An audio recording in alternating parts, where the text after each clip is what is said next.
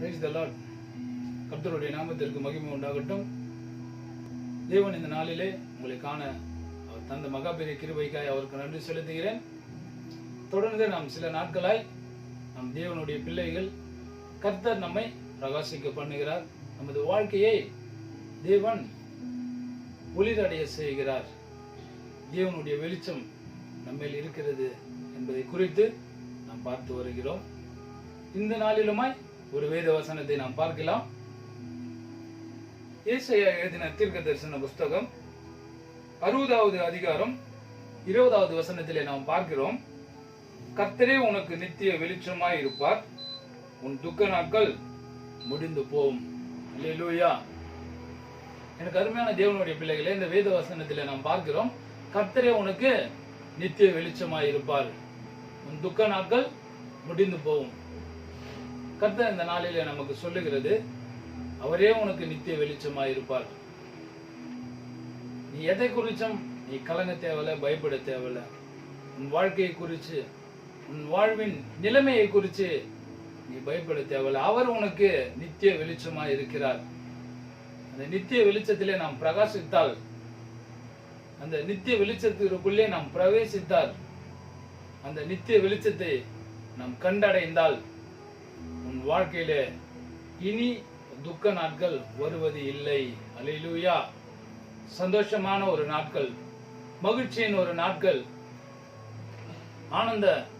ஆனந்தமும் களிப்பும் நிறைந்த ஒரு நாட்களை தான் இனி நீ உன் வாழ்க்கையில நீ காண போகிறாய். அதை குறித்து தான் தேவன் உனக்கு சொல்லுகிறார், கர்த்தரே உனக்கு நித்திய வெளிச்சமாய் இருப்பார். உன் வாழ்க்கையில ஒரு நிம்மதி வேணும், சந்தோஷம் வேணும், ஒரு சமாதானம் வேணும், ஒரு ஆசீர்வாதம் வேணும் அப்படின்னு நீ நினைச்சா, எப்பொழுதும் தேவனுக்குள்ளாய், அந்த பிரகாசத்திற்குள்ளாய், அந்த வெளிச்சத்திற்குள்ளாய் நீ இருக்கும் பொழுது, அந்த வெளிச்சத்தின் மகிமை, அந்த பிரகாசம் உண்மையிலே இருக்கும். அப்பொழுதுதான் உன்னுடைய துக்க நாட்கள் முடிந்து போகும். சந்தோஷமும் சமாதானமும் உன் வாழ்க்கையிலே தொடரும். அல்லேலூயா. சில பேர், நிறைய பேருடைய வாழ்க்கையில பார்க்கும் பொழுது, தங்களுக்கு சந்தோஷமும் சமாதானமும் கிடைக்கணும்னு சொல்லி உலகத்தை தேடி போறாங்க.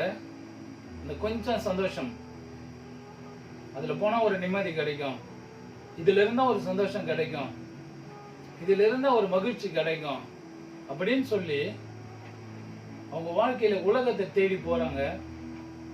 ஆனா ஒரு நிலையான ஒரு சந்தோஷம், சமாதானம் அவங்க வாழ்க்கையில கிடைக்கிறது இல்ல. நிறைய பேர் அதனால மரணத்திற்குள்ளாய் போகிறாங்க. சந்தோஷம் கிடைக்கல.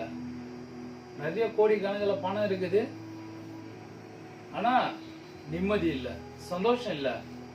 ஏன் நம்ம இப்படிப்பட்டதான ஒரு வாழ்க்கை வாழணும்னு சொல்லி மரணத்தை அவங்க அடையிறாங்க. நாம தேவனை நாம் நோக்கி பார்க்க வேண்டும். அதுதான் இந்த வசனத்துல நாம் வாசிக்கிறோம், கர்த்தரே உனக்கு நித்திய வெளிச்சமாய் இருப்பார். நீ வேற எந்த வெளிச்சத்தையும் தேடி போகாத, வேற எந்த ஒரு சந்தோஷத்தையும் சமாதானத்தையும் தேடி நீ போகாத, உலகத்தை தேடி போகாத. உலகத்தை நீ தேடி போனா இருள் தான் உன் வாழ்க்கையில இருக்கும். நீ உலகத்தை தேடி ஒரு வேலை போனேன்னா அந்த வெளிச்சம் உன்னை விட்டு எடுபடும், அந்த இருள் உன்னை சூழ்ந்து கொள்ளும்.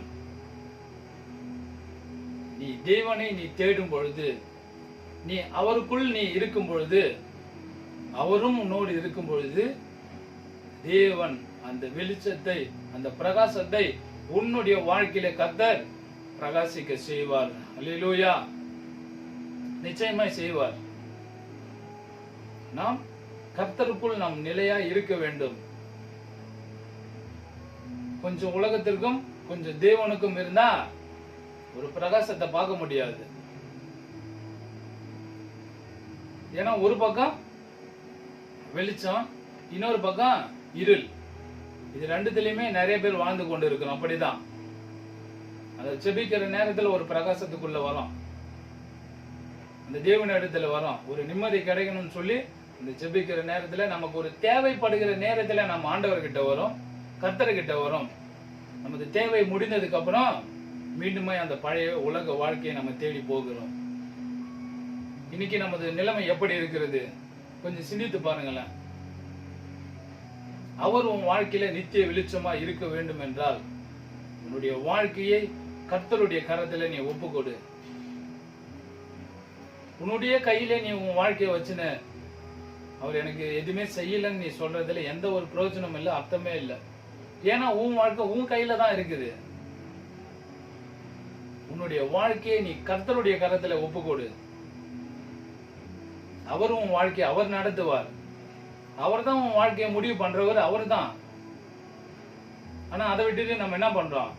நம்மளுடைய இஷ்டத்தின்படி இதை செஞ்சா என் குடும்பம் நல்லா இருக்கும், இதை செஞ்சா நான் நல்லா இருப்பேன், இதை செஞ்சா என் எதிர்காலம் நல்லா இருக்கும்னு சொல்லி நம்மளே நமது வாழ்க்கையை நம்ம தீர்மானிக்கிறோம்.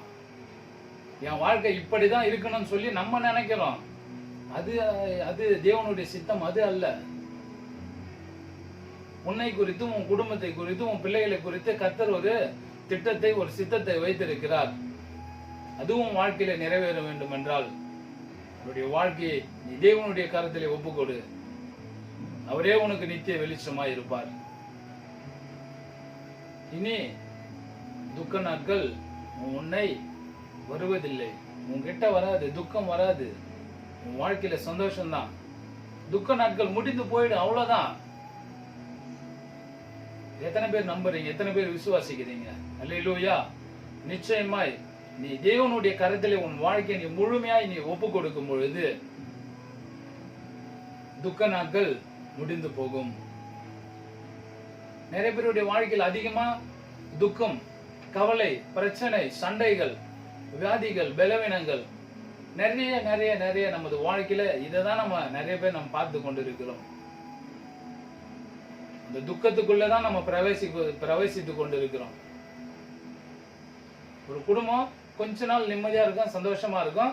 மறுபடியும் ஒரு பிரச்சனை, ஒரு வியாதியோ இல்ல ஒரு கடன் பிரச்சனையோ ஒரு துக்கமான ஏதோ ஒரு சூழ்நிலையோ இதுக்குள்ளதான் நிறைய பேர் பிரவேசித்து கொண்டு இருக்கிறோம்.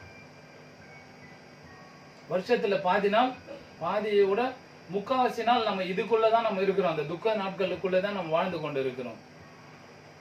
அதை குறித்து தேவன் சொல்லுகிறார், துக்க நாட்கள் முடிந்து போகும். இனி உன் வாழ்க்கையில சந்தோஷமும் சமாதானமும் தான் உன் வாழ்க்கையில கடந்து வரும். அல்லேலூயா. வெளிச்சம் உன் வாழ்க்கையில, பிரகாசம் உன் வாழ்க்கையில இருக்கும். துக்கத்தை நீ பார்ப்பதில்லை. சந்தோஷம் தான், சமாதானம் தான், ஒரு ஆசீர்வாதம் தான், மனதுல ஒரு நிம்மதி தான். எத்தனையோ பேர் நிம்மதி இல்லாம நம்ம வாழ்ந்து கொண்டு இருக்கிறோம். எதிர்காலத்தை குறித்து ஒரு பயம், உன்னுடைய வாழ்க்கை குறித்து ஒரு பயம். எப்படி இதுக்கப்புறம் என் வாழ்க்கை இருக்கும்? எப்படி என் பிள்ளைங்களுடைய வாழ்க்கை எப்படி இருக்கும்?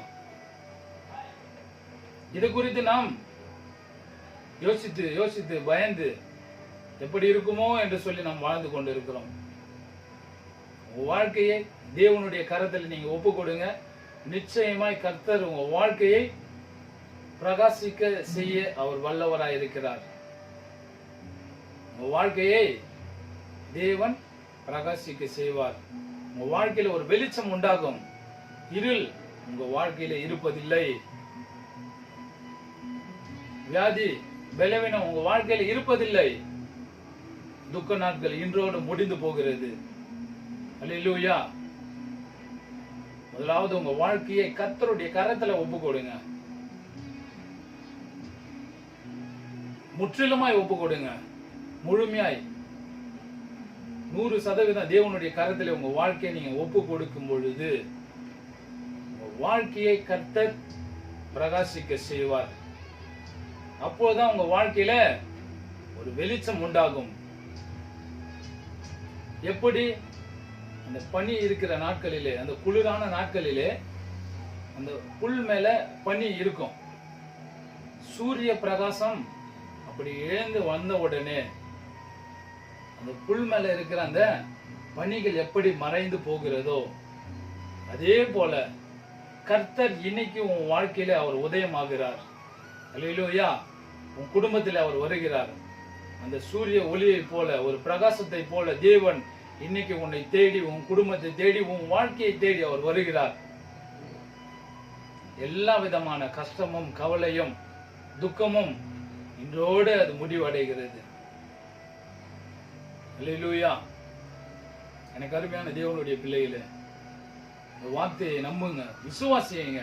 உங்க வாழ்க்கையை கர்த்தருடைய கரத்துல நீங்க ஒப்பு கொடுங்க. தேவன் உங்க வாழ்க்கையை பிரகாசிக்க செய்வார். அந்த பிரகாசத்திலே உன் குடும்பத்தார் வெளிச்சத்தை பார்ப்பார்கள், ஒரு மகிமையை பார்ப்பார்கள், ஒரு சந்தோஷத்தை பார்ப்பார்கள். உன்னுடைய நண்பர்கள், அக்கம் பக்கம் இருக்கிற வீட்டார் இந்த வெளிச்சத்திலே அவர்கள் வெளிச்சம் காண்பார்கள். உன்னுடைய வெளிச்சத்திலே தேவன் உன்னை பிரகாசிக்க செய்வார். துக்க நாட்கள் இன்றோட முடிந்து போகிறது. நிச்சயமாய் தேவன் உங்க வாழ்க்கையிலே ஒரு பெரிய ஒரு ஆசீர்வாதத்தை அவர் தருவார். நம்ம அப்படியே கண்களை மூடி நாம் செபிக்கலாம். ஸ்தோத்தரிக்கிறோம் தகப்பனே, நன்றியோடு துதிக்கிறோம், ஸ்தோத்தரிக்கிறோம் ஆண்டவரே. அருமையான இந்த நல்ல நாளுக்காய் உமது சமூகத்திலே நாங்கள் வருகிறோம். இயேசுவா, நீர் எங்களோடு பேசின கிருபைக்காய் உமக்கு நன்றி செலுத்துகிறோம் தகப்பனே. ஆண்டவரே, நீரே எங்களுக்கு நித்திய வெளிச்சமாய் இருந்து இதை பார்த்து கொண்டிருக்கிற ஒவ்வொருடைய வாழ்க்கையில நீர் நித்திய வெளிச்சமாய் இருந்து அவர்களுக்கு இருக்கிற எல்லா துக்க நாட்களும் இன்றோடு முடிந்து போக நீர் கிருபை தருவீராக. உங்க வாழ்க்கையை பிரகாசம் அடைய நீர் செய்வீராக. உங்க வாழ்க்கையில ஒரு வெளிச்சம் வரட்டும். இருளாய் இருக்கிற அவங்க வாழ்க்கை மாறி போகட்டும் ஆண்டவரே. எங்களை தாழ்த்தும் உமது சமூகத்தில் நாங்கள் அர்ப்பணிக்கிறோம். இயேசுவின் நாமத்தில் பிதாவே, ஆமென். தொடர்ந்து இந்த செய்தியை கேளுங்க. தேவன் நிச்சயமாய் உங்க வாழ்க்கையை பிரகாசிக்க செய்வார். துக்க நாட்கள் இன்றோடு முடிந்து போகும். அல்லேலூயா. கர்த்தர் உங்களை ஆசீர்வதிப்பார். ஆமென்.